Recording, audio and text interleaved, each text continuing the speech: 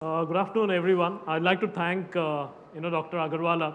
I seem to have a full house, and I'm quite confident I'll make all of you go to sleep.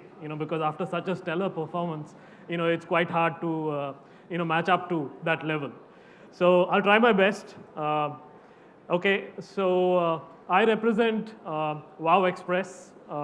We are a e-commerce logistics startup.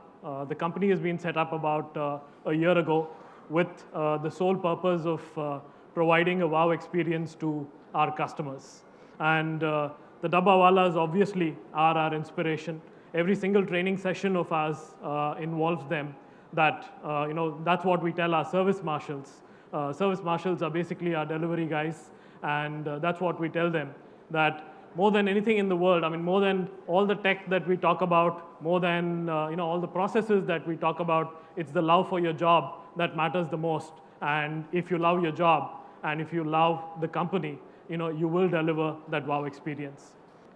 So I'd like to start with some obvious facts. There are a lot of budding entrepreneurs here, e-commerce entrepreneurs, e-commerce startups. Okay, and my presentation basically addresses to them, is addressing them, the e-commerce startups, and we ourselves are a logistics startup, and I would like to take this opportunity to basically address them. Some obvious facts: e-commerce industry, as all of us know, is growing and is growing exponentially. So, whether e-commerce is here to stay, obviously e-commerce is here to stay. Approximately 60% of India's deliveries or e-commerce orders are cash-on-delivery orders.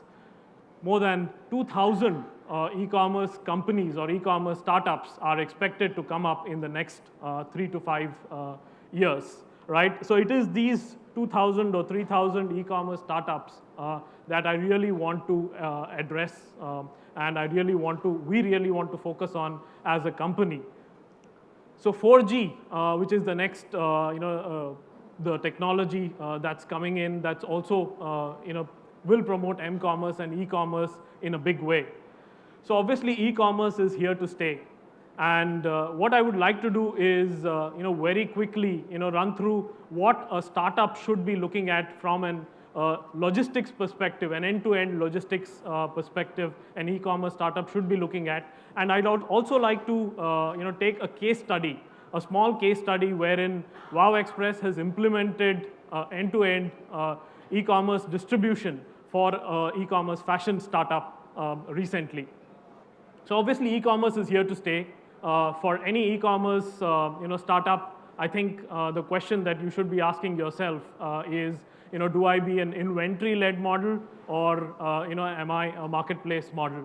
So every startup, both of them have their own advantages and disadvantages, but given the government policies and the cost pressures on the e-commerce industry, people would prefer being a marketplace model, because that kind of gives them the flexibility.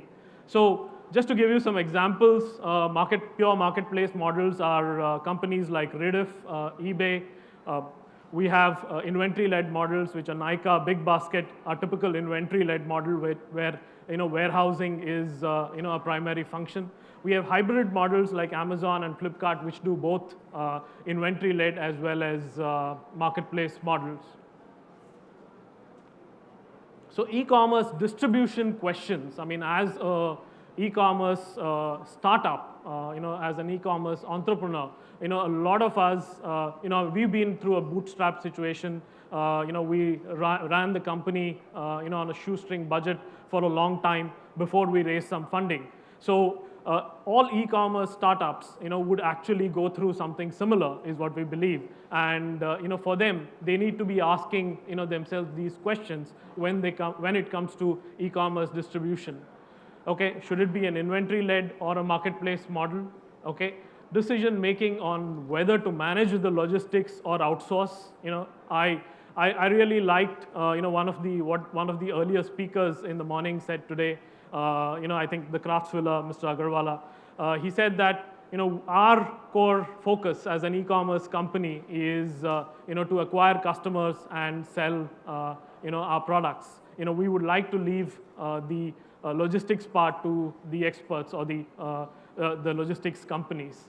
So that's a question that e-commerce companies really need to be asking, startups really need to be asking themselves.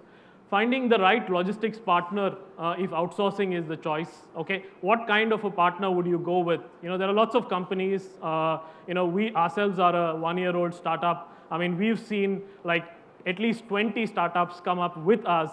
Some of them survive, some of them don't, okay? There are a lot of players who've been there much before us, and they're also industry giants. So for an e-commerce startup, it's very important to ask, what kind of a logistics partner, I'm going to really work with, okay?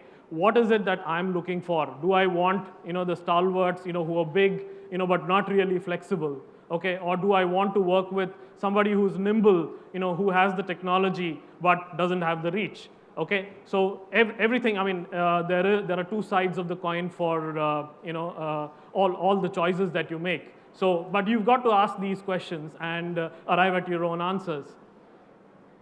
Okay, how many warehouses to have and where? I mean, these are, again, typical distribution logistics questions that you need to ask, okay?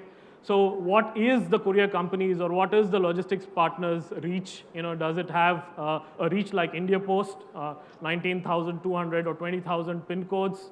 Do I want to reach out to all these locations? Do I want to reach out to the remote locations? What is the nature of the products that I have? I mean, I was talking to a couple of guys yesterday where they had a startup product, and they said very clearly, what I liked about the startup entrepreneurs is that they said very clearly, look, my product is only for the metros. Okay, I know that at this stage my product cannot or is not meant for the hinterland.